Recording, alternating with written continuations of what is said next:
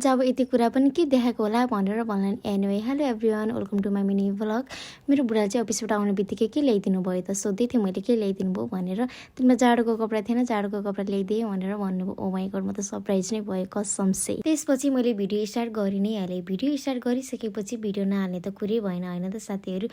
अनि मलाई चाहिँ कति खुसी लाग्यो कि ओहो हो, यतिको बुढा चाहिँ हुनुपर्छ है साथीहरू। अनि मलाई चाहिँ यो पिङ्क कलरको कपडा कस्तो मन परेको, कस्तो चित्त बुझ्ने नै ल्याइदिनु भएको के।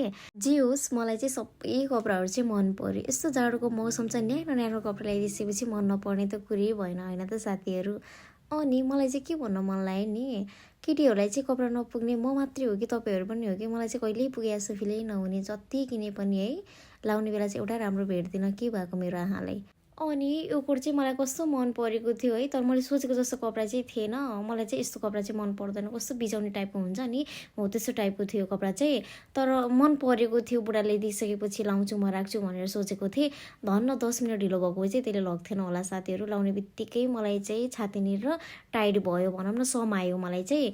अनि त्यसपछि तातो तातो दुध खाएँ, मेरो बुढालाई चाहिँ जाडो भयो होला भनेर। अनि त्यो कोट नभएर चाहिँ मैले रिटर्न गरिदिनै हालेँ, त्यसको भिडियो चाहिँ बनाउन पाएन। बाई बाई साथीहरू, गुड नाइट।